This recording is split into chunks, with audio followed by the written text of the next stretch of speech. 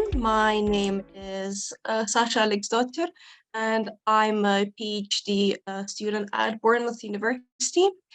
And my field of study and my main research is on phantom touch in virtual reality, which is what I'll talk to you about today.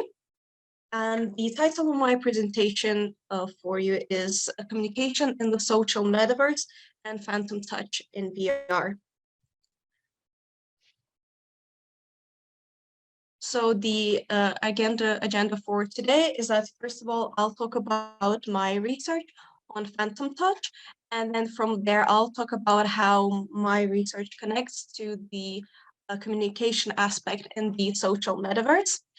And from there, kind of dwell into the future of social VR, what it's like today, and what the metaverse future holds for us. And then from there, I'll talk about the safety in the metaverse. I'll talk about self-identity, virtual dating, like children in the metaverse, and also creating a more social metaverse for all. So I'll talk a little bit about everything, just so we could have a good discussion during this presentation and at the end of it. All right, so I'll start off with my research. So what is phantom touch in virtual reality? So it is an emerging phenomena where a user can experience another person's touch in virtual reality without any real-life contact or haptic devices. So in a sense, it is a brain trick, which allows these sensations, well, phantom sensations, to feel real to a person. So on the left-hand side, you can see what it looks like in virtual reality. So in this case, that is myself touching one of my participants' arm in virtual reality. This is what the testing sessions look like, and this is what one of the metaverses looks like, and this is VRChat. So why is interpersonal touch and just touch itself is important, especially in the metaverse as it is growing? So first of all, touch in real life is necessary for human development. It assists us in relationships and human connections, and is important to us from a very young age and all the way up to adulthood. It can also provide a stress buffering support, can boost our immune system, and touch is very important for us in all relationship types, whether it is romantic, family, friendships, and other. So some of you might be thinking, well, why bother with this whole idea of phantom touch when we have haptic devices? Well, the thing is, they provide us a very limited tactile feedback or tactile palette, and it can actually obscure the user and not provide sensations which are genuine enough. So for example, if you have a haptic glove or vest which transmits only vibrotactile feedback or thermal, touch in real life doesn't necessarily feel like solely a thermal sensation or just a vibration. Meanwhile, phantom touch can actually provide us with a much more varied sensation palette compared to haptic devices. So phantom touch in VR has been in research since 2021 and is now studied as a PhD topic. Studies a PhD topic by me. And some of the research aims include the following: to firstly create a method for anyone to develop phantom touch sensations across their body. Secondly, to learn what aspects increase this phantom touch sensitivity and its development. And lastly, understand what effect phantom touch has on us from a psychological and physiological perspective. I'll go into that. So some of these questions have already been answered. So first of all, I'll start off that the VRChat metaverse or platform was used to conduct the research and is still used to this day. Reason being is because this platform actually allows a wide range of avatars for, in my case, participants to choose from. There are so many worlds and so many environments, and it's such a kind of creative and colorful metaverse that it only makes sense to use it because, there's so much choice for people. And I think what's important in the metaverse is that people have choice of all these different worlds and their avatars. So initially, I made a questionnaire to understand if there are any trends and patterns in people who have phantom touch. And first of all, it was found out that phantom touch can be generated in a person regardless of their VR experience.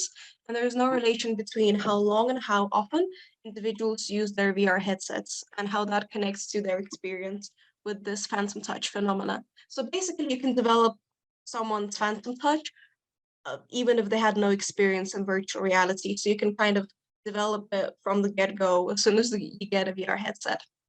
And another interesting thing that was found out is that a humanoid avatar is not necessary for you to evoke these phantom sensations.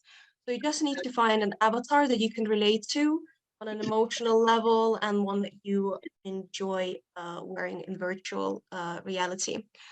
So as you can see on the left-hand side, some of the avatars that you can have, if you want to be an anime character, if you want to be a 3D version of yourself, if you want to be a funky banana with glasses or a baby axolotl, whichever one suits you and the one that you like the most, you're much more likely to evoke these phantom touch sensations.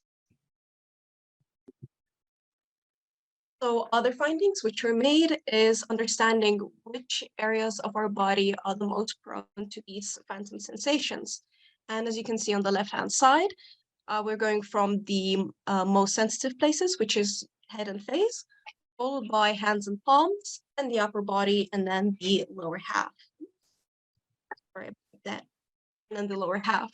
So the most probable sensations as well, which you will feel during phantom touch interaction, is tingling, followed by heat and pressure. And then over time, you could potentially develop sensations of brushing, tickling, electrifying, vibrations, and many other.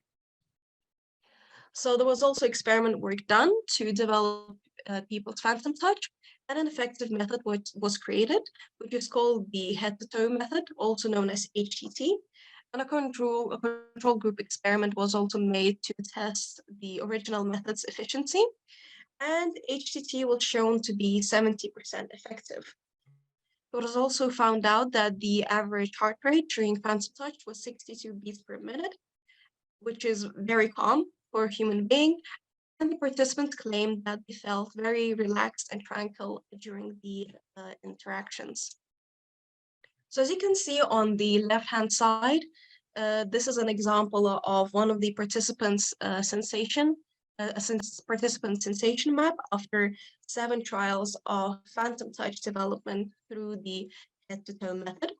So red is where they felt very strong sensations, orange where they felt phantom touch quite prominently, and blue is where they felt it on the ankles ever so slightly. And on the right-hand side, this is the graph where I tested heart rate before putting on the VR headset while the participant was just in the VR environment, and then during the actual phantom touch interaction. So as you can see here, just how drastically the heart rate goes down during the phantom touch interaction compared to just being idle in virtual reality and before you actually put on your virtual headset. So in my current research, I'm looking at increasing immersivity so that people are much more likely to evoke phantom touch, because immersivity and phantom touch are connected to one another. So if you're not immersed in the virtual environment, you probably will not develop it. So immersivity is key. I'm also looking at speeding up phantom touch development and improving the method for people to evoke these sensations. I'm also looking at social context and behavior of the participants to understand how these aspects actually affect their sensation development. And I'm also looking at avatars, specifically with the sense of embodiment, sense of ownership, and sense of agency in the participants. So how can phantom touch in VR be used in the social metaverse? So first of all, it can be used to build strong bonds and relationships between the people you meet in social VR.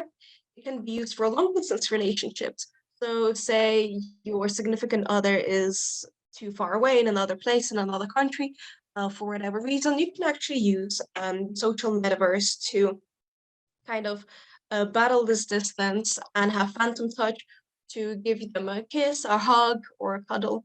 So this same thing goes for virtual dating. If you would like to meet someone in the social metaverse, phantom touch can be useful in this case also.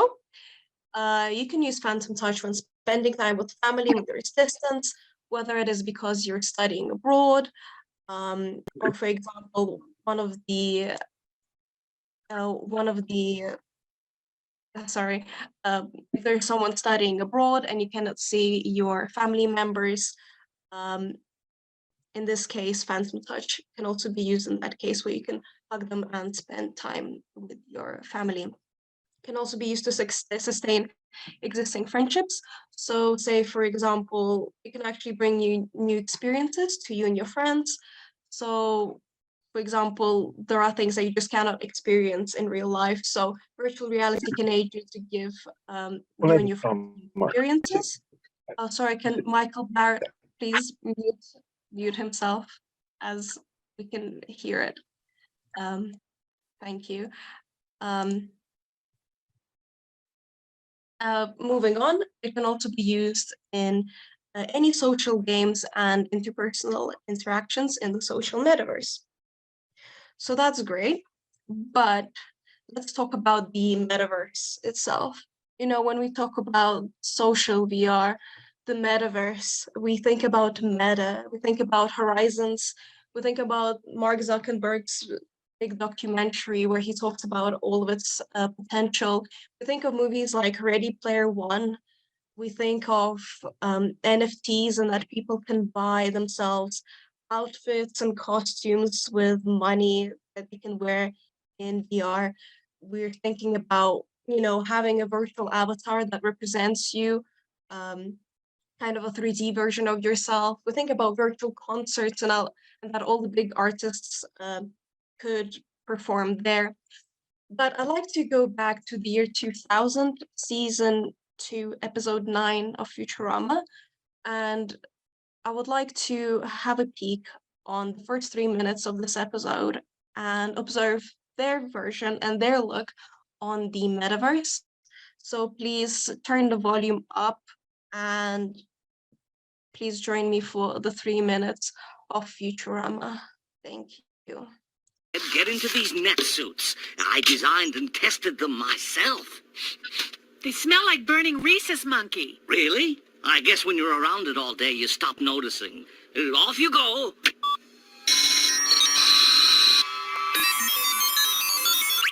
Hey. Behold, the internet!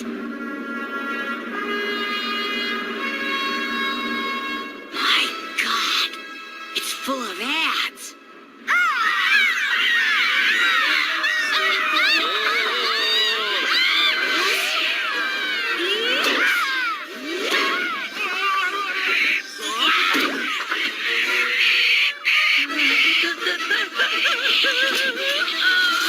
Follow me!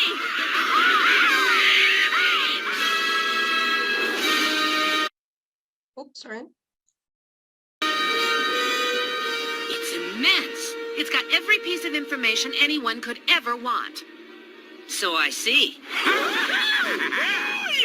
What? What's going on here?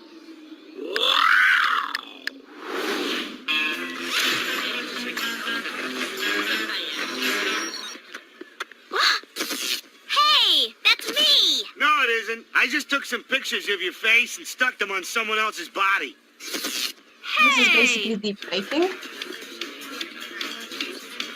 Are you over 18? Yes. Yes? I'm telling you, Fry, they've got a chat room for everybody. And here it is. Ew, that is so gross. Yeah. I'll stick with this one, thank you. Yeah.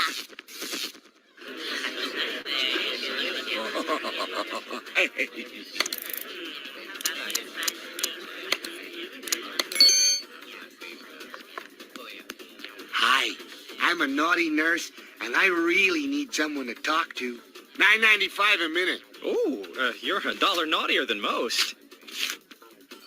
So how about them Knicks? Hello? Hello? Are there any girls in this room at all? Yeah, bring on the hot chicks, because I'm a hot stud. Yeah, so are we. I'm a woman, if that's what you mean. I don't like to play games, so I'll just say I'm a cyclops, I'm a spaceship captain, I'm the only one of my species, and I'm interested in meeting a man. A woman? I'm scared. Well, thanks to the internet, I'm now bored with sex. Is there a place on the web that panders to my lust for violence? Is this space pope reptilian?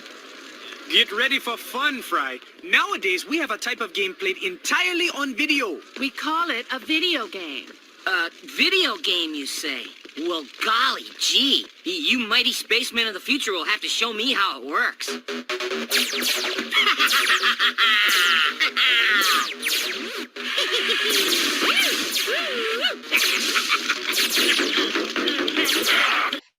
So yeah, that's pretty much it. So I'll basically go with this from the very beginning. Get into the...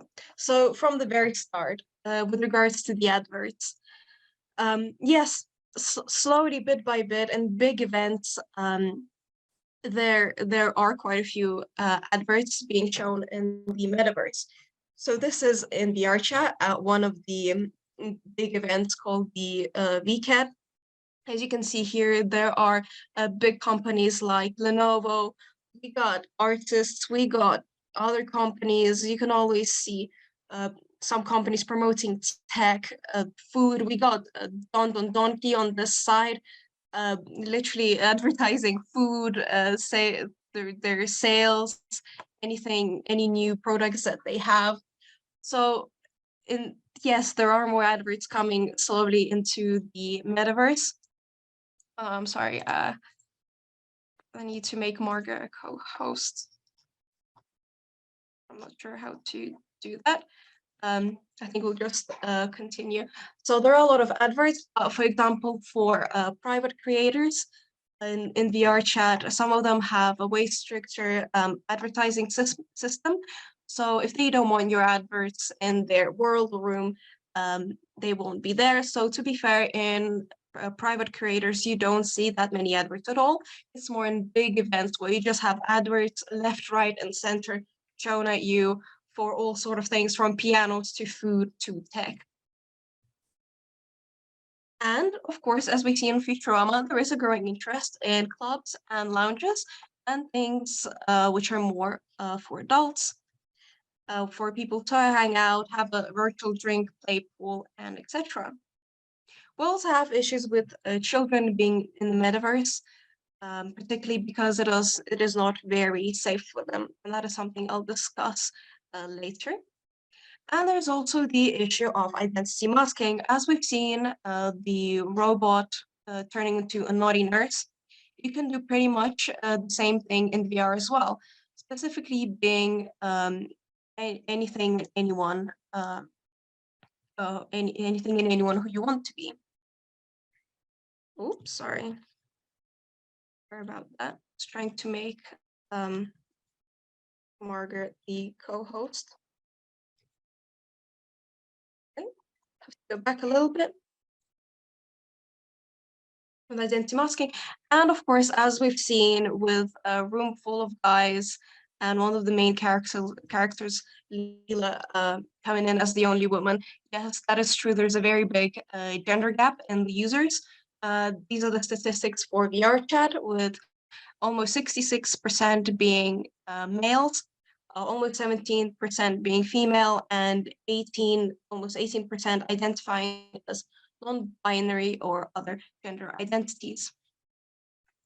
So in some years, these statistics jump ever so slightly, but regardless, the metaverse users are mostly male. And of course, there are lots of games and creations being made by the users, whether it is games, rooms, dance worlds, recreations of films. There's someone recreated the Squid Game over here. So it is great to see the users come up with all sort of fun things for their metaverse that they are often in. So let's go back a little bit and talk about the idea of identity in the metaverse. So what is identity? It is the unique set of characteristics that can be used to identify a person as themselves and no one else. So in most online socializing platforms, you would be associated with your identity through a photo.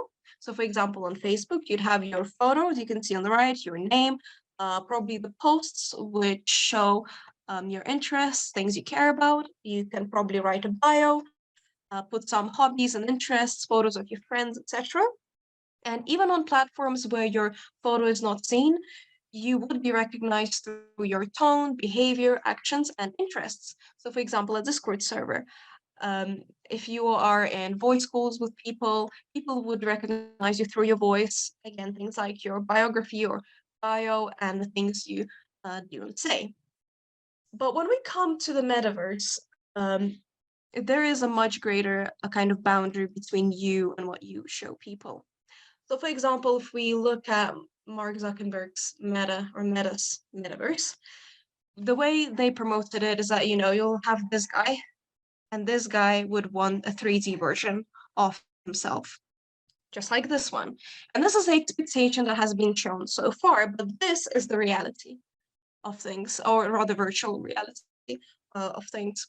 So maybe most people don't want to be a 3D version of themselves in the metaverse. Things like Meta Horizons currently only allow you to only create a humanoid version of yourself. Meanwhile, places like VRChat, you can be anything you want to be. And even though what this is here, which is Ready Player Me, it is a completely free software which allows you to create a 3D version of yourself, yet people don't pick it. Almost 95% of the time, probably 95% of the users don't want a 3D version of themselves. They want to be something else. They want to be a character or another favorite animal, anything, but because for them it is much more fun. But here, this is where we go into identity masking in the metaverse. So people can create an identity mask, and this means that, users can fully alter their identity. So why can't, this guy be a fluffy raccoon? What's the issue with it? Well, the thing is, in that case, it is possible that when we are in the metaverse, we may never know who is really behind the headset. So, for example, if your avatar is Donald Duck, and that user or person speaks like Donald Duck, believe me, it is the most fun thing to be in this social metaverse with Donald Duck running around and playing games with him or her. But if we are to make meaningful connections in social metaverse, this is where the issue comes in. Could we actually make meaningful relationships, and possibly could identity masking kind of take this aspect away if we want to make bonds and connections with other people? Potentially, there could be a misuse of identity masking, as we've seen in Futurama. You can become this naughty nurse. You can become anything. There could be safety breaches and potentially catfishing. And when I'll talk about virtual dating. But when we think about that, in that case, should we ban the varied avatars if identity masking is an issue? And the answer is no, most definitely not. If we were to do that, that would take away people's creativity, kind of freedom to be who they want. Well, in that case, that we're in a bit of a pickle. So what do we do? So what can be done to kind of improve the social metaverse from this sense? For example, we can encourage online biography. I know a lot of metaverses do already have a biography which you don't have to fill in, but perhaps it should be encouraged and promoted more to let people write about themselves, what they do in real life. You can also allow photos, what you look like in real life, social media links, which can be easily accessed while you are in your VR headset, and potentially even include things like your Spotify or YouTube music playlist, so people can know a bit more about you and what you're like. So you can write now in the chat. So what do you think? What avatar type would you, or if you are already using any metaverses, what avatar type do you wear? And do you think identity masking is a good way to keep privacy, for example? Why should I be sharing with the whole world who I am and what I do in real life? Or could this potentially cause misunderstanding of character if we were to meet and socialize with people in the metaverse? So I'll give you a minute to write something in the chat. Meanwhile, I'll try to sort out Margaret and there we go. Okay, all sorted. Anyway, and this brings me to the next topic, which is virtual dating. So dating in the metaverse can be a game changer for couples who are in a long distance relationship. So let's say one of you is going abroad and, especially when we connect this to Phantom Touch and VR, when you're in a long distance relationship and you have Phantom Touch, this is absolutely great for you because you can cuddle, you can kiss them, and have some intimacy in virtual reality whilst you're in a long distance relationship. So you can also meet people in the virtual metaverse, people from all over the world, with similar interests as you, or even meet people who are nearby. So with virtual dating, you can have real-time activities and you can do things together, from exploring worlds, taking part in events, you can go dancing, clubbing, you can eat and drink, potentially, in the metaverse as well. You can watch movies together, you can have physical affection, again, that goes back to Phantom Touch, and you can chat face-to-face, but virtually, in this case. I'm just gonna look at the chat. Okay. So there are already existing applications which are focusing on virtual dating. So one of them is Nevermind and Flirtual. So as you can see on the left-hand side, this is what they pretty much look like with the profiles and what you just see in these apps. But the thing is that these programs or applications are strictly avatar-based. So this means that they don't want any photos of you in real life. This must only be your avatar or avatars, because some people wear several. There is age verification, but is it really that useful overall? Apart from, verifying someone's age, you cannot verify their identity in a sense. You cannot really verify who you are to someone else in this application. So this brings a very high possibility of catfishing. So in that case, what do we do? So we should rename the idea. Instead of this being a virtual dating site for avatars, it could be a dating site for real life people who have headsets and want to meet other real people in virtual reality. So as you can see here, this is what a profile could look like, with on the left-hand side, you could put firstly pictures of yourself, and encourage photos of what you look like in real life first, and then follow real life photos with your avatar and explain why you like it, why it's meaningful to you. It's also important to increase verification so that people are safer in these virtual dating sites and have a minimum biography word count.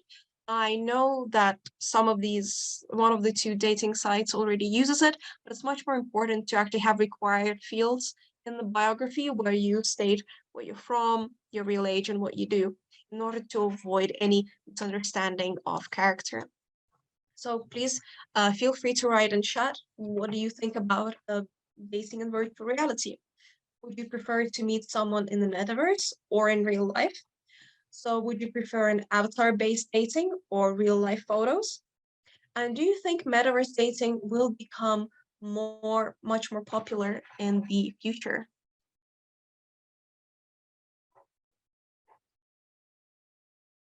I'll just give you a minute on that.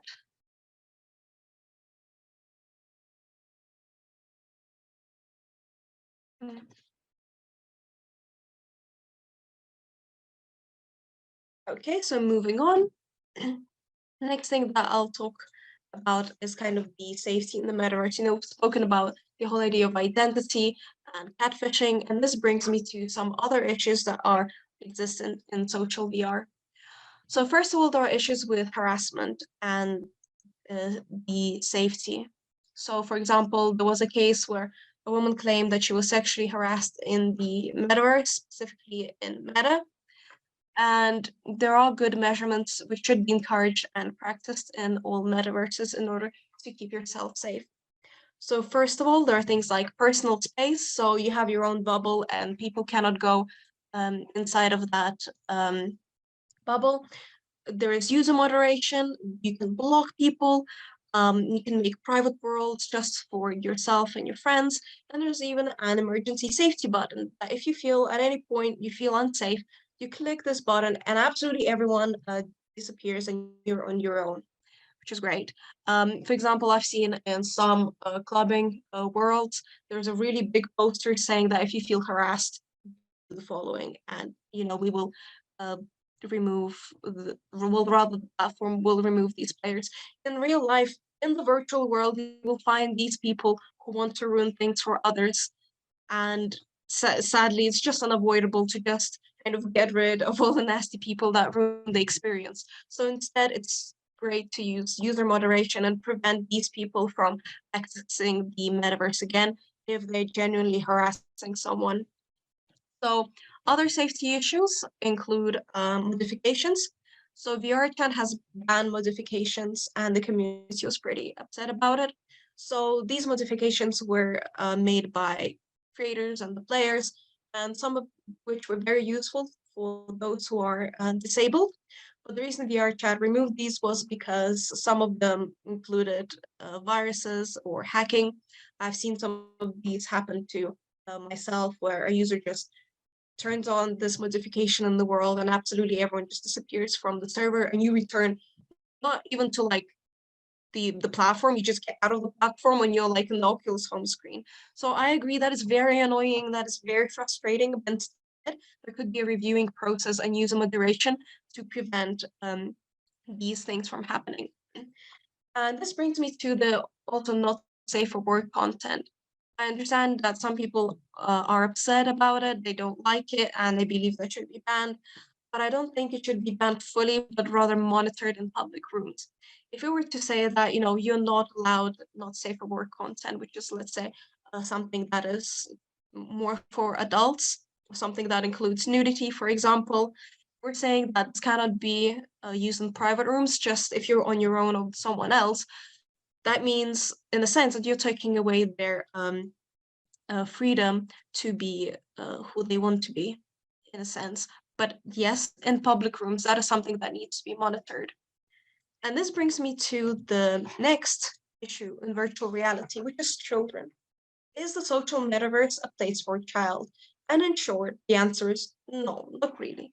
There is not a lot of research conducted on how the social virtual reality impacts children. And the novelty of VR itself could potentially overwhelm the child's brain.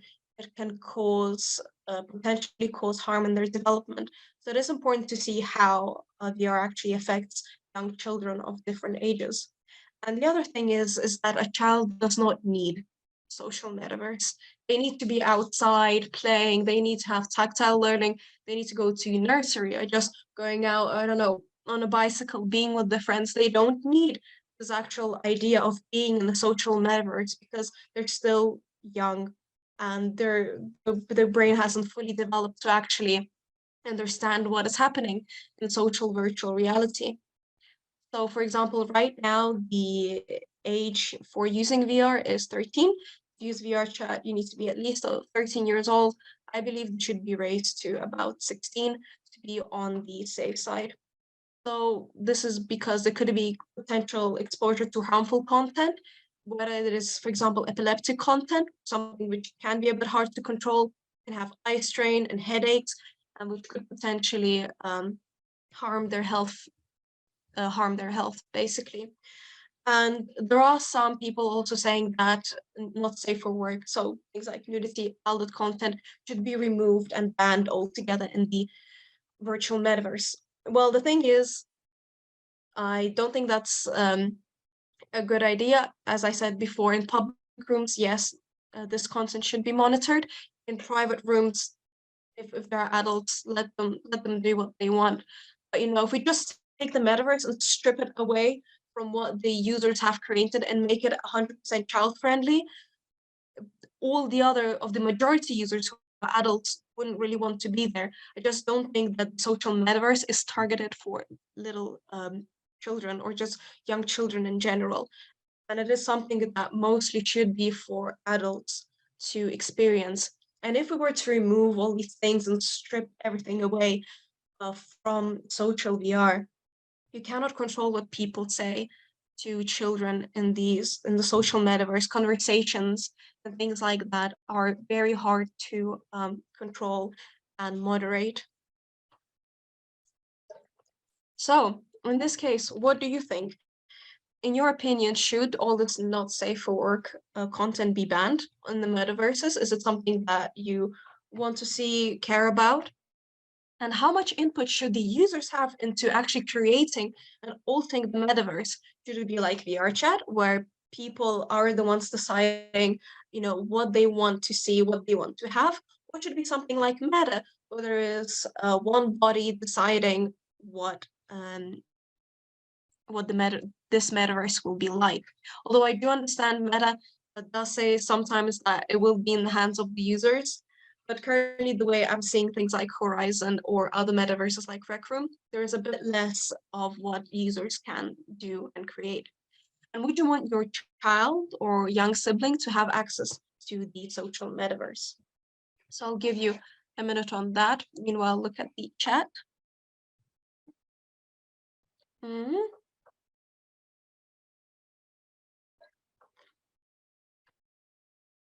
Okay.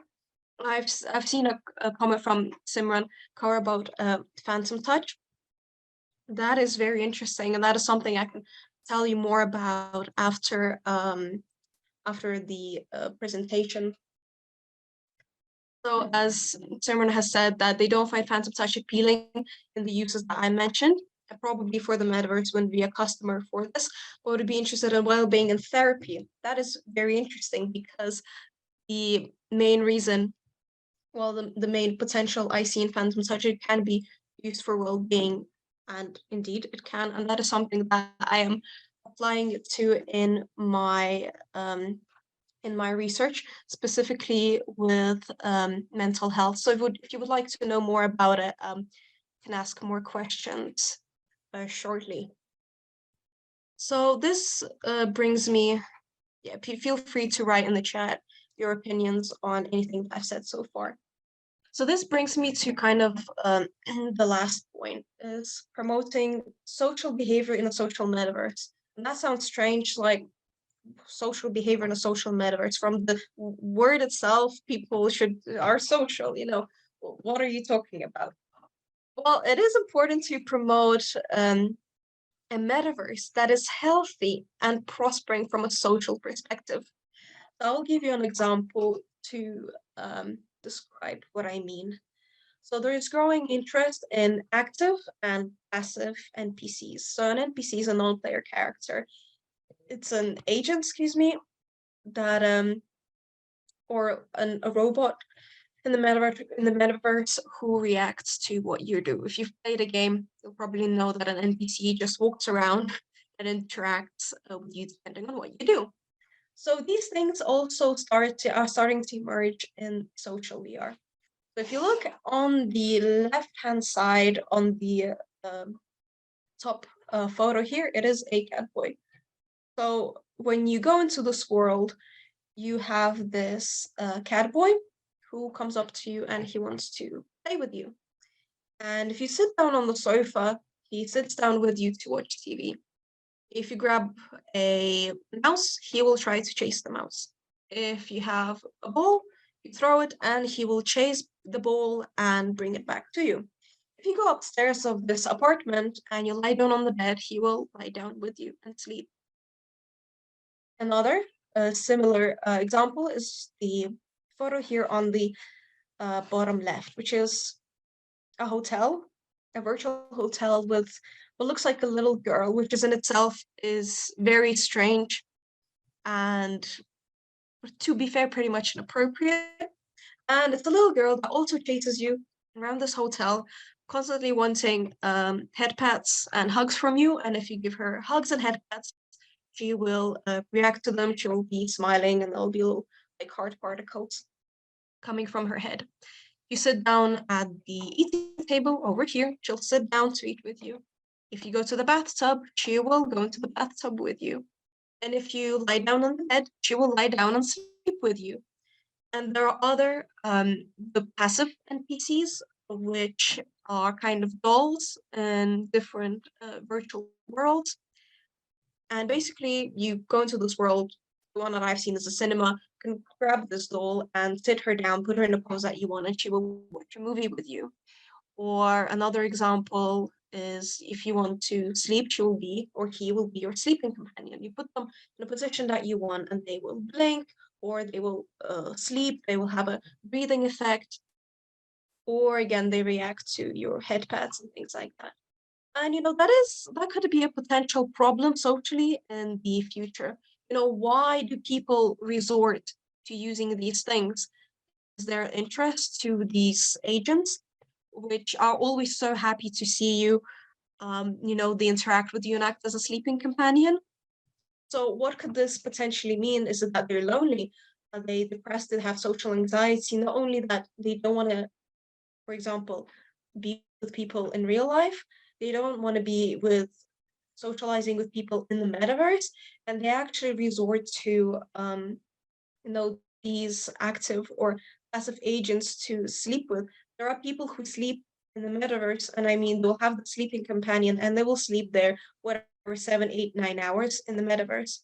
So it is very important to understand the psychology of users and their social context and background to create a better social environment for all.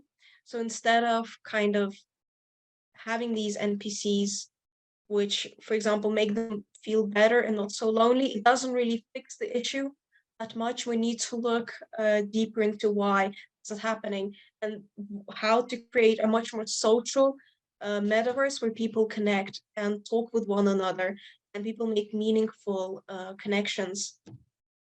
So this kind of brings me to the last point of this presentation. It is important to promote research which focuses on creating a fun, safe, and creative metaverse, and which is prospering from a social aspect for all. So it is important to understand the players, what they want, actually allowing them to create what they want in their metaverse and at the same time making it safe. So I would love to see more research done on kind of what metaverse is now and how it can be improved, and at the same time keeping the decisions to the actual community. So yeah, thank you very much for listening. I would love to have some discussions. If you have any questions, I'm more than happy to answer. You can check out the website for Phantom Touch in VR. You can just scan the QR code on the left-hand side and you'll go to phantomtouchvr.com. You can send me an email. As you can see on the left-hand side, it's sa@phantomtouchvr.com, or you can just scan the QR code at the bottom and I'll be more than happy to connect with you on LinkedIn. So yeah, if you have any questions or come up with any questions later on, email me, ping me on LinkedIn. I'll be more than happy to connect. So yeah, thank you very much for that. I would love to have some discussions.